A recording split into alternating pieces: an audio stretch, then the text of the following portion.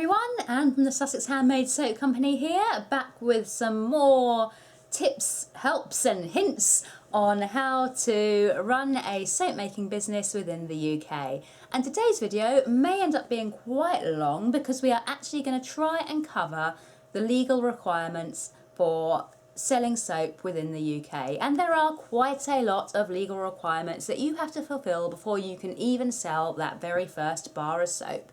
The rules in the UK are fairly strict. In fact, I'd say they're verging on being very strict, which is a good thing because it does prevent a lot of soap that could potentially be harmful from being placed onto the market. So it is good that we have these restrictions. They can be a little bit annoying when you have to comply with every little thing, and sometimes a product's safe but the paperwork doesn't quite tally how it should and you have to change things around. So it can feel like a bit of a pain at times, but it is worth it, and it does mean that those of us who have followed the law and registered our products correctly have the confidence in knowing that we are releasing safe products, and that has got to be the main thing at the end of the day, hasn't it?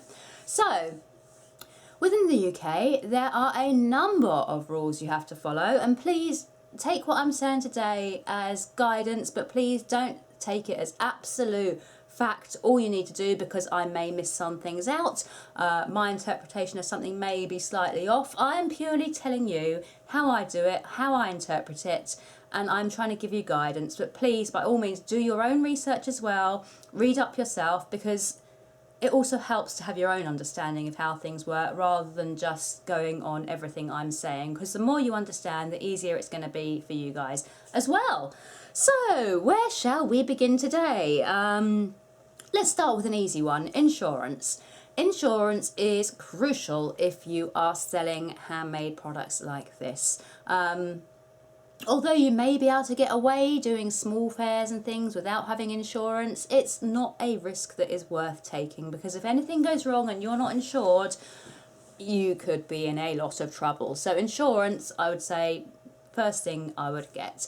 And there are a lot of markets and bigger craft events now that do check up on this, and they do want to see copies of your insurance. So if you don't have it, it's probably going to be harder for you guys to get into markets and sell things anyway.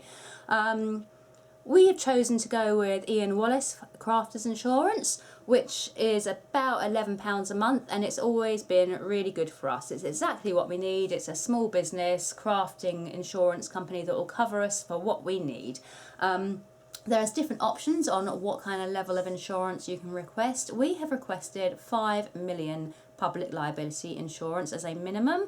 The reason for that is that a lot of these fairs that we do stipulate that we must have a minimum of 5 million public liability to be able to trade with them. So although they do offer lower coverage, say sort of 1 million or 2 million, there's no point for us to take that out, because then that would discount us from being able to do the larger fairs that we want to do. So I would recommend, again, this is just my personal recommendation, but I would recommend, if you want to trade at those big events, go for 5 million public liability.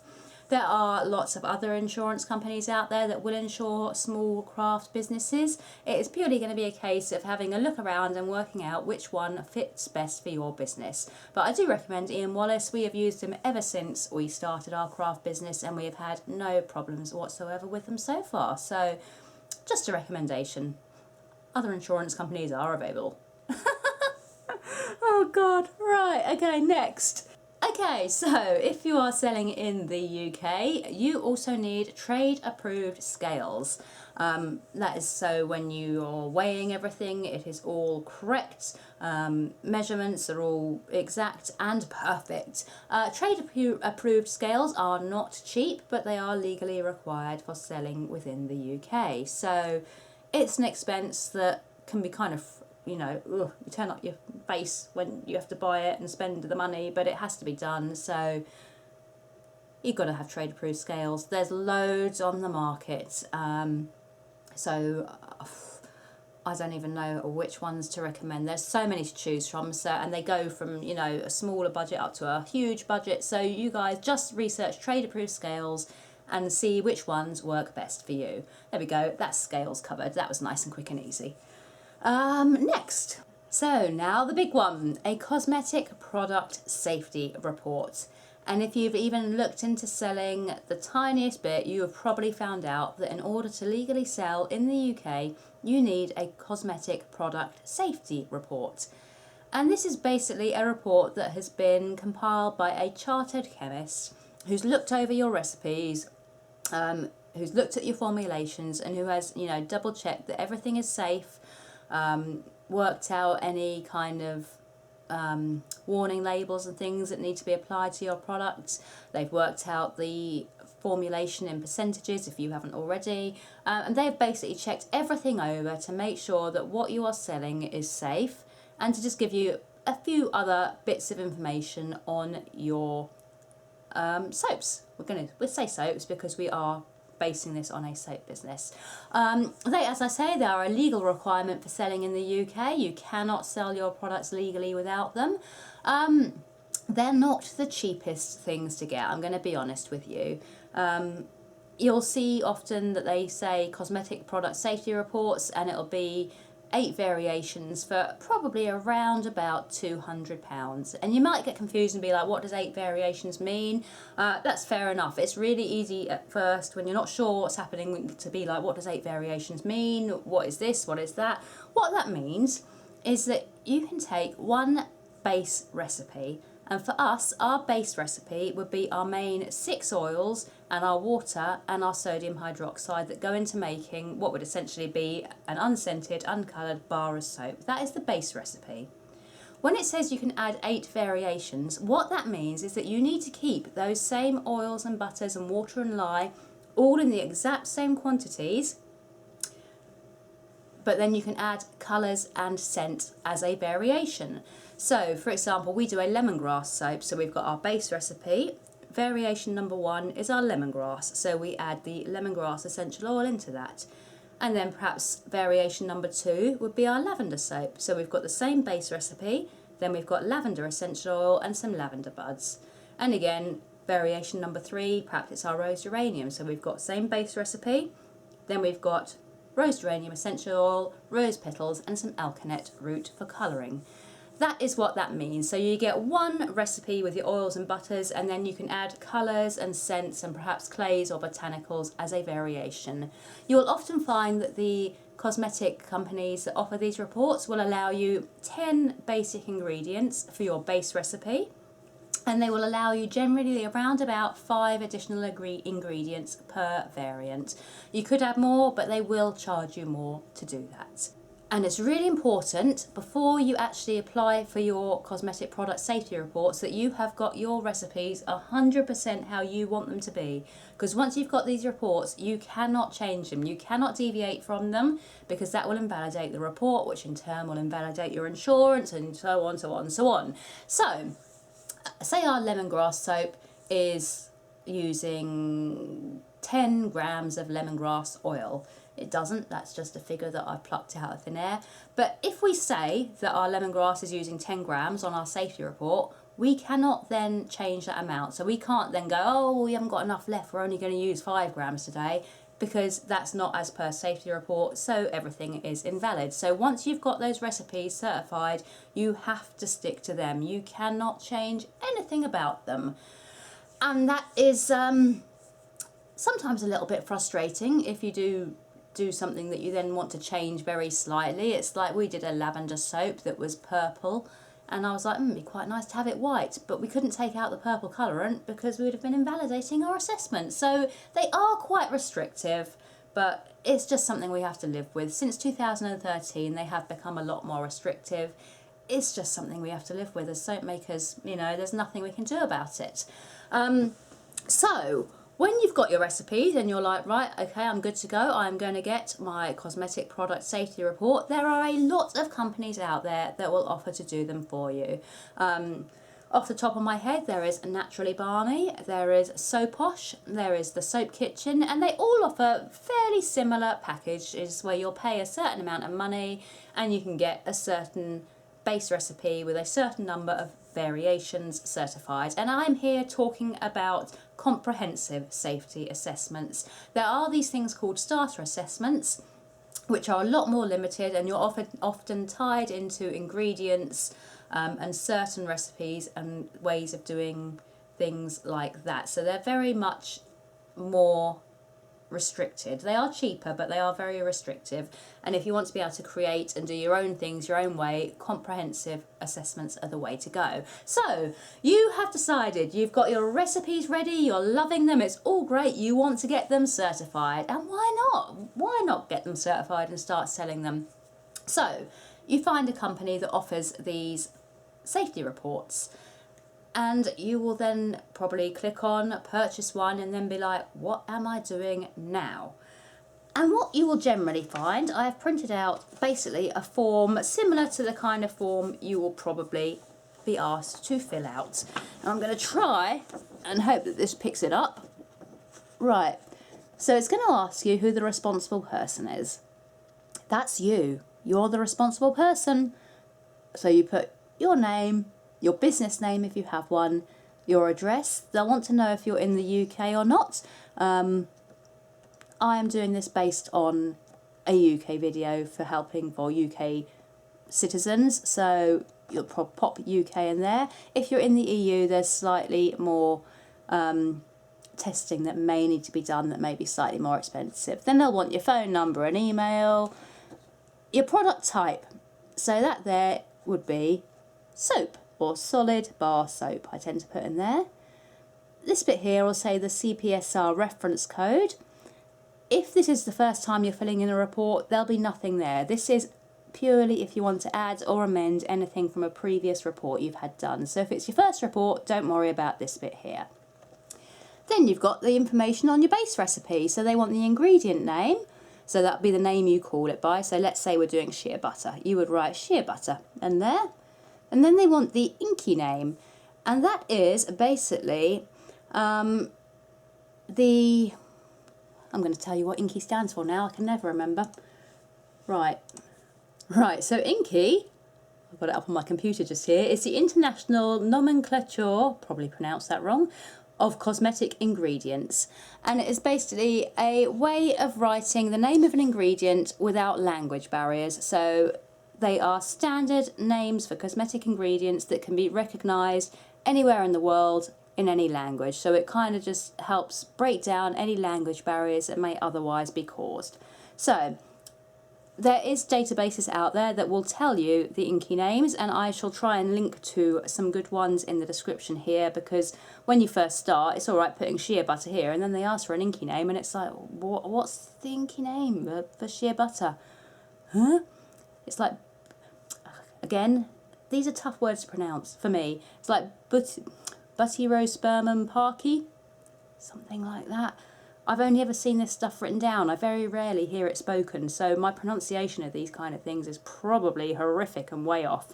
But anyway, so you'll write the inky name just there.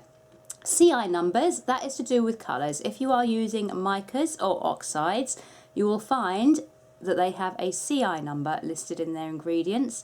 And for micas and oxides and colours, you need to jot down all the CI numbers that are relevant, and you'll probably find there is more than one CI number per colour. Then you need the weight in grams. Some safety reports will ask you to submit in percentages, but ours always asks us for grams. So you pop it down in grams. They won't accept anything other than grams. They won't take teaspoons or millilitres or anything like that. So weigh it all, pop it in grams, and your supplier. And you will find that if you are using things like fragrance oils or colorants, you will be tied into those suppliers. So find a supplier you like that's reliable, and then when you are completely happy, jot them down as your supplier. And that is specifically relevant to fragrance oils and colorants. If you're using, I think, anything else, possibly not clays. Clays may possibly be tied in as well. I need to check that. We always get our clays from the same place actually, so I've never had cause to check that.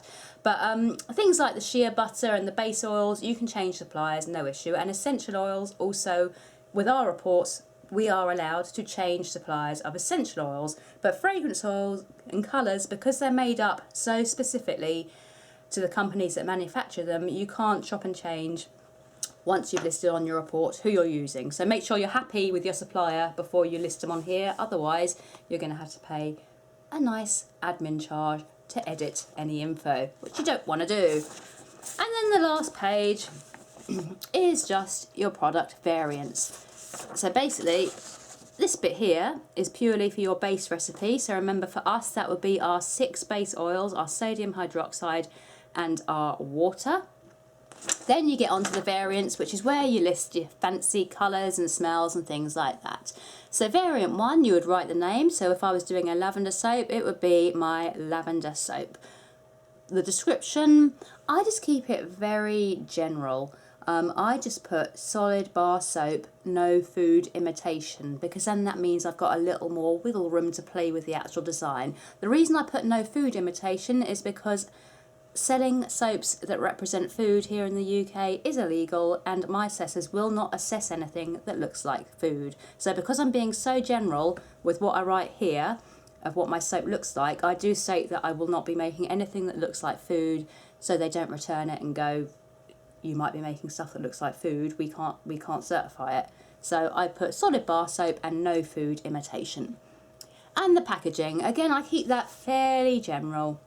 I just write that it's a paper wrap, because then I can sort of change it a little bit if I want to. The more vague you are, I found kind of helps you a bit in giving you a little bit more wiggle room with the design. And then here you would add your ingredients that have been added to that base recipe. So for a lavender soap, I would add in some lavender essential oil and some lavender flowers and some honey, because we put honey in our lavender soap. And again, then you just need to find the inky name and the CI number for any colours or colours, yep, just the colours, weight in grams, and your suppliers. So then you fill all that out. You send it off, or you email it off to your assessor, who will check through it. If there is any problems with anything you've written, they will get back to you. For example, when we first registered some soaps, we had slightly too much lemongrass oil in one of our soaps, so they wrote back to us and said, this needs to be amended, are you happy? And we said, yeah, we're happy for it to be amended. Our assessor amended it for us, and they will only assess your recipe when they know that your recipe is going to be okay. So don't worry about paying out the £200 and losing it if there's a problem, because they will always work with you to find a solution that works for everybody, to make sure that your soap is legal to sell, that you're happy with it, and that it can be safely assessed. So you then send it off, and then you wait probably around about 4 or 5 weeks. It does take a little while for the reports to come back to you. And then after 4 or 5 weeks, they will send you back a completed safety report, which means that that soap is part way to being legal to sell. I'm just going to show you the very front cover of one of my product safety reports. Cover my name and address. Okay, trying to cover my name and address. So that is my cosmetic product safety report. And that is, I say, just the front cover. And it shows the reference, what they are, my products, my product categories, and, you know, my manufacturer. And then at the bottom where I'm covering, it is the responsible person details. And your report will be a lot of pages long. Mine is 18 pages long, and it covers everything that I could need to know about my soaps, or that could be needed to be known. It'll cover the pH range, it'll give me a warning statements that have to be put on the ingredients label. It gives me my recipe in percentages. It's basically broken down into a very scientific bunch of text, some of which I understand, some of which even now still confuses me a little, but the main thing is a chemist has checked my recipes, they're all good to go. So that, in a nutshell, is cosmetic product safety reports. Absolutely crucial to have, illegal to sell without, and really good for actually just making sure your product's safe. Again, this is all about safety, and that is what the important thing is. So, what shall we move on to now? So now I just want to chat a bit about another legal requirement for selling products within the UK, and that is registering your products on the SCPN website, which is the Submit Cosmetic Products Notifications website. Prior to us leaving the EU, this was actually the CPNP, the Cosmetic Products Notification Portal. But since we have left the EU, we can no longer here in the UK access that portal, so we need to have our own one, and that is the SCPN. I will link to that in the description. If you haven't used it before, you will need to sign up for an account. It's actually pretty easy to sign up for an account with them, which is surprising considering it's a government website, but I found it pretty easy registering my details. One point to note, they will ask for the name and address of the responsible person. If you're wondering what that means, it's basically you. You are the responsible person, you're the manufacturer, you're making the soap, so you put your name and address details there. There are a couple of circumstances where you might put another name or address, but in general, it's going to be your name and address there if you are the manufacturer. So, congratulations, you're a responsible person. I'm a responsible person. Who knows how that happened? The SCPN, I say it's a new website, only went live less than 2 weeks ago because it's only the 13th of January today, so I am still getting to grips with it myself, but I am basically going to go through it. I've got my computer just here, and I'm going to go through it as if I was adding a product and just talk you guys through it. I wanted to sort of do a screen grab and show me doing it, but I'm genuinely not sure on the legalities of actually showing a government website to you guys through YouTube like this. So I'm going to err on the side of caution, and I'm just going to talk you through me adding a product and how I'm doing it and what I'm doing it, because there's certain categories where you might, if you're not familiar with this, you might get a little bit confused about what you need to add in where. So let's imagine you've registered your account and you are ready now to add your first product on the portal. So at the top of the page, you'll see a green button that says Add Cosmetic Products, and that is the button that you will need to click. Once you've clicked on that, it will say, has the EU been notified about these using the CPNP? Remember that old database that there used to be. If you haven't added products before, and you haven't added this specific product on before, then the answer there is no. So you'll need to click no and continue. Then it asks if you're likely to notify the EU about them.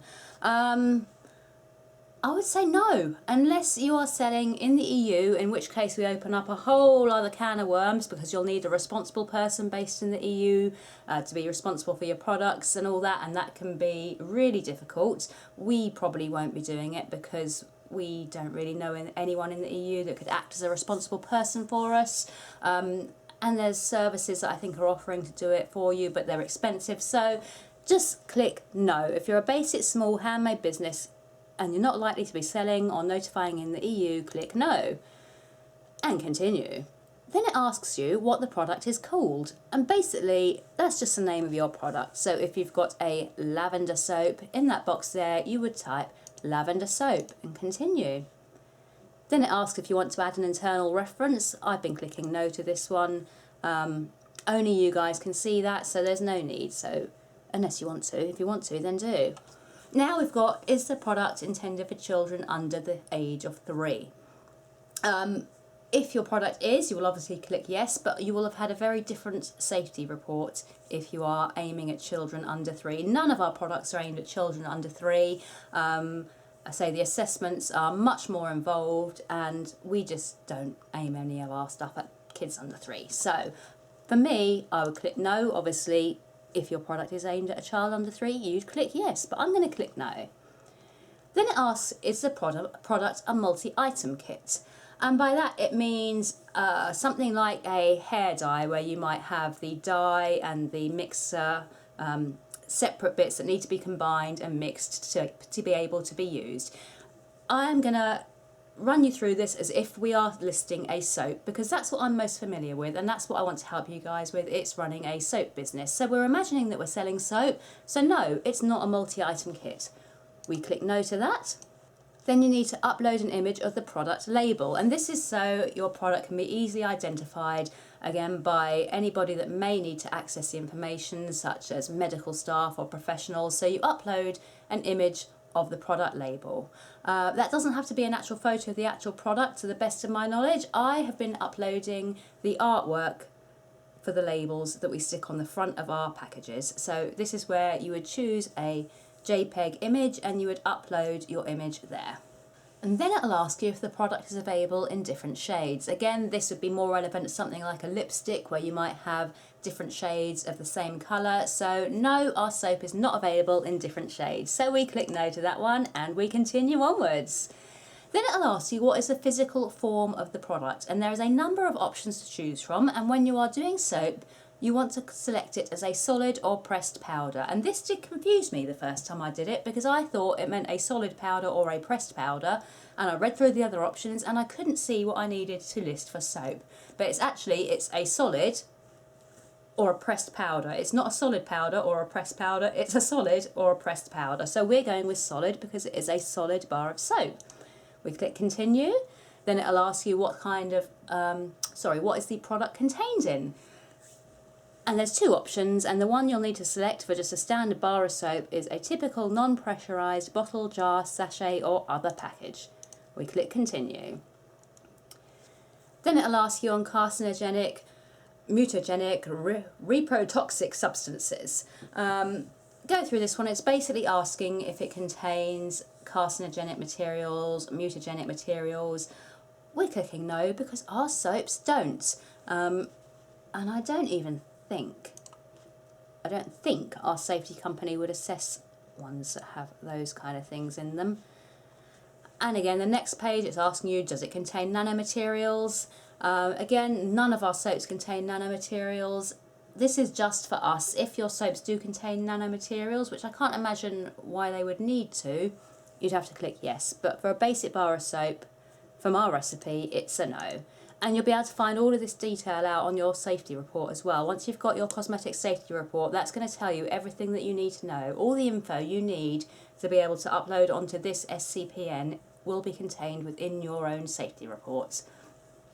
So then you'll be asked what kind of category of cosmetic product it is.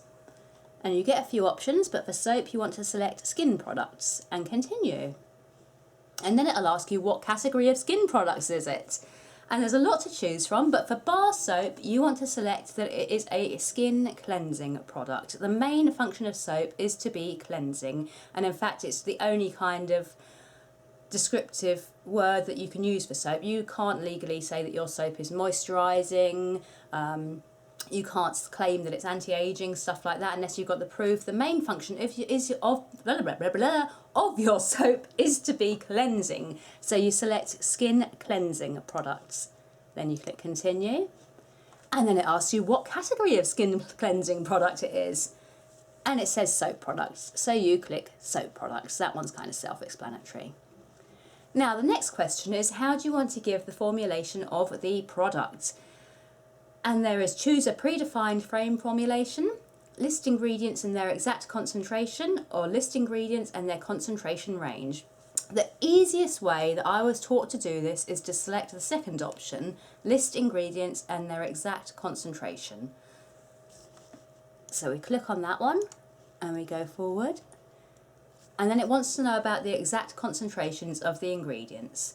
And for this you need to upload a PDF to this SCPN that shows your ingredients in your soap and the exact concentration. So for us, we have got a PDF and it lists every ingredient in our soap, and it is in percentages from highest down to lowest. And again, we are given this information in our cosmetic safety product reports. That has been worked out by our chemist for us, and all that information is in our safety report. So we look at our safety report and we basically copy it down, make a PDF of it, and then that is the PDF that we upload here, and that fulfills the requirement for showing the exact concentrations. And so that's a really nice, easy way of doing it. Make sure it's a PDF because they won't allow anything other than a PDF. And then the next question is going to ask you about the pH range of the product, and you have to select whether it's 3 or higher and the maximum is 10 or lower, or it's lower than 3, higher than 10, or it does not have a pH. For our soap, the maximum pH is higher than 10, so we click higher than 10. And again, you can find this information on your safety report. It will then ask you for the minimum and maximum pH of your product, and on my safety reports it says my soaps are a minimum of 9.5 and a maximum of 10.5. So that is just added on in there. We move forwards. And then it'll give you a summary of your product. So it'll tell you the name, it'll give the responsible person details, that's you. It'll give your contact details, and it is basically summarising all of that information that you have put in. And then at the bottom it'll ask you to accept and submit the cosmetic product notification or delete incomplete cosmetic product notification. Now obviously if you've just filled it all in, you don't want to delete it, so make sure you put accept and submit the cosmetic product notification. I'm not going to press that button now because I've just basically run through a product I've already got on there, so I'm going to click the delete button because I don't want to duplicate it. But that is, in a nutshell, how you fill in on the SCPN. It's actually pretty easy. It seems to be easier than the CPNP was for me. It's relatively straightforward. There is just a few things that I say may cause some confusion, such as, you know, what categories to select. So that's why I've kind of run through it with you. So hopefully it'll give you a little bit of help and guidance. So yeah, that's the SCPN. Am I saying that right? Yeah, SCPN. Sorry, I'm still getting used to what it's called. I want to say CPNP and all those letters get confused in my head. Again, it is a legal requirement. You cannot sell your soaps until you have got your notifications up on that site. So it's really important to register your account and get your details up on there. So that's the SCPN done. What now? So now let's talk about good manufacturing practices. And this is another document that you need to have for all of your soaps and items that you sell. And it is basically a statement that says how you do things, and it's just to make sure that you're following good, well, as it states, good manufacturing practices.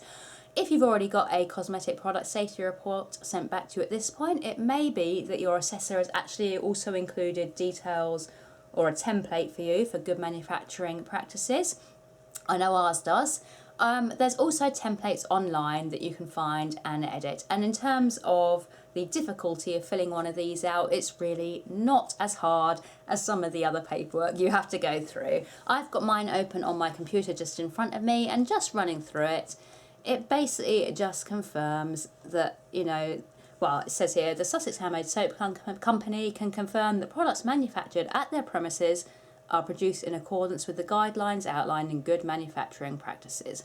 And it's got sections on premises and equipment and cleaning, personnel, products, processes and procedures.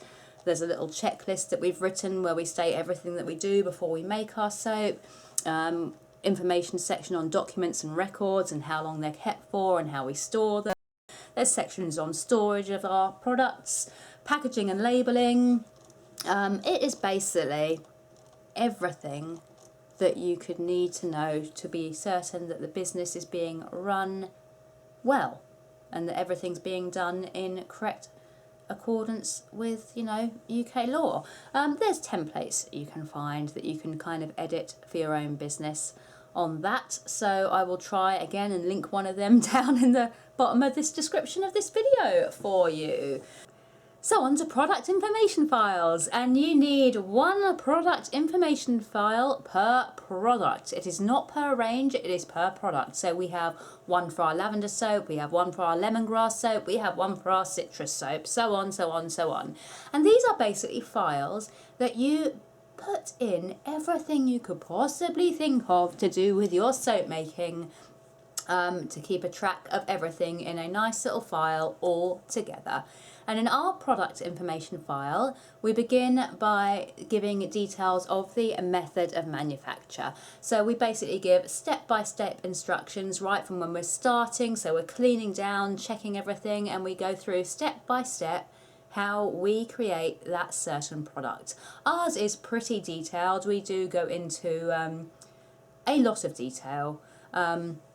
I don't think you need to probably go into as much detail as we do, but we literally itemise every single tiny little thing we do, right from starting, right to cleaning down, and finally storing and curing the finished soaps. So just take your practice, how you make your soaps, and then itemise it in bullet points so you've got a nice long list that shows how you manufacture that specific product. And then after that, we have a statement on good manufacturing practice that just basically states that we comply with it, we understand it, and we give a link to our good manufacturing practices document as well, where we go into more detail over our own personal good manufacturing practices and what we do.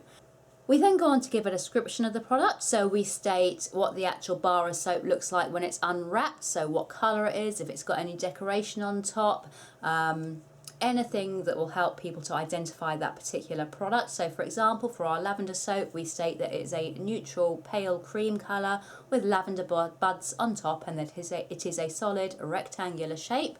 And we also give details on the packaging, so we state that it is wrapped in brown paper wrap with a sticker on the front.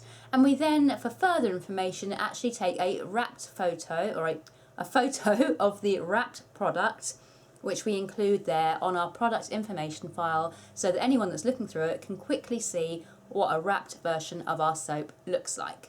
After that, there is a section on cosmetic product safety reports, and in this section we basically just confirm that our soap has gone through the cosmetic product safety report process, and we actually also provide a link there to show people the actual full safety report. I do keep these online so it's easy to link things. We have hard copies as well. When it's hard copies, I just keep everything kind of together, but obviously the safety report is in a separate file, but it's easy to be accessed if need be. But I find it easy doing it online because you can put in links to things as well. So we have linked on our online version to our cosmetic product safety report, so that everyone who needs to can quickly see that we have got the correct assessment for this product. And then at the bottom of the product information file, we have a section on animal testing data. This is a very generic statement, so I'm going to read you what ours states, and to be honest, you could probably take what we've written and just substitute your own business name.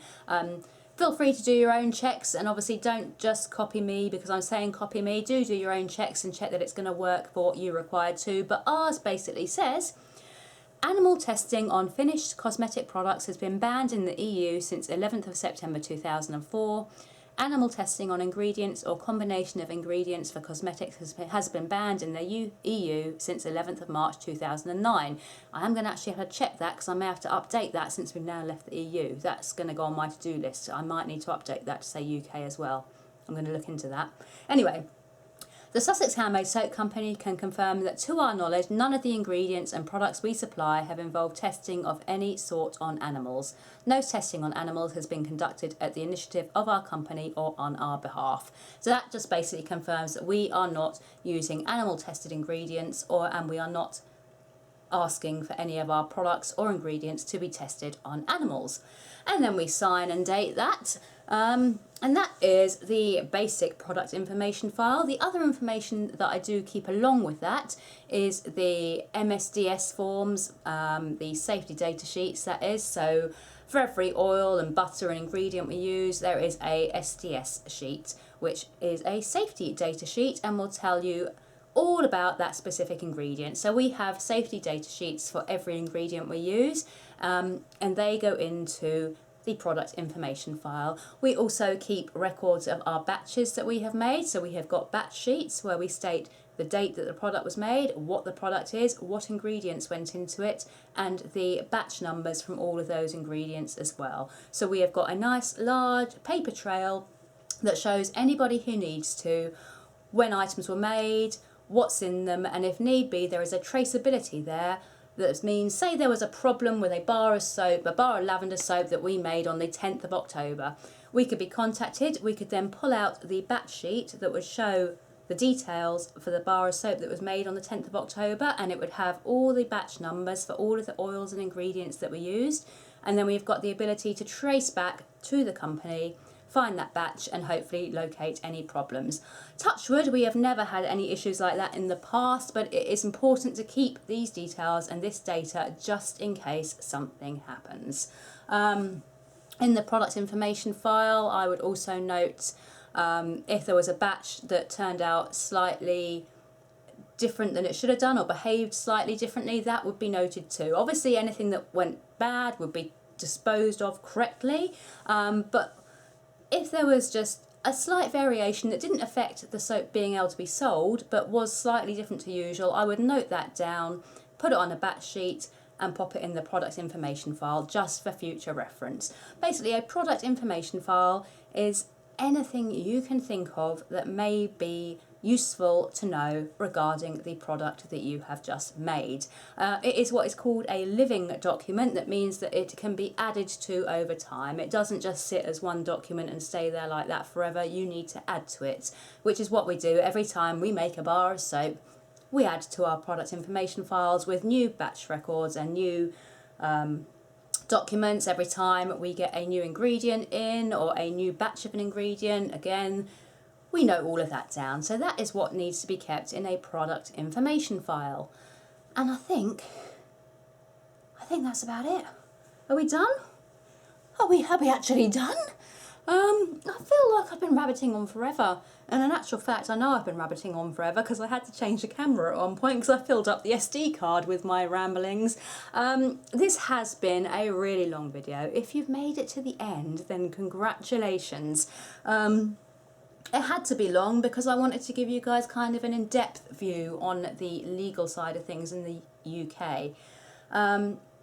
And that's not a quick subject to cover. So if you've made it to the end of the video, then well done. I doubt there'll be many people watching my end segment here. I'm sure the majority of them would have sort of filtered off at some point. But it's important stuff to know. And as I say, my knowledge is okay. I have an understanding of what is required, but please do not solely rely on what I am telling you. Please do your own research. I am by no means some kind of oracle on stuff like this. I'm only telling you how I interpret it and how I work it into my business so that I know I am confident of legally selling my own soaps. Similarly, there may well be certain things that I've actually forgotten to mention that are legally required. Obviously, I can't think of any now because if I could, then I wouldn't have forgotten them. So do your own research as well. That is really important. Doing your own research is more important, than just taking face value from anybody, however much you may or may not trust them. Yeah, that is how we are able to legally sell our soaps in the UK. There is an awful lot of steps to do it, but if you take it one by one and bit by bit, it's actually not quite as daunting or as tough as it at first seems, because when I first came to assessing our soaps and getting them ready for legal sale, I was just I looked at it all in one go and went, I can't do this. But then I broke it down, did it bit by bit, and I got through it. And so will you. So thank you for watching today's video. I'm not sure what our next little Tuesday update is going to be. It will be something a little more exciting than this. We might do a day in the life of kind of video, or we might show you us making some more products, not soaps, because we're not going to kind of cover them in these videos, but we'll just sort of show you what's going on, whatever that may be. I haven't got a clue. But yeah, thanks for watching today. If you've enjoyed today's video or found it helpful, please do give it a like, give us a subscribe, and hit that notification bell so you can find out when we list some more videos with more long-winded tips and hints that will hopefully be useful. Enjoy the rest of your day. Thanks for watching, guys, and we shall see you next time. Bye!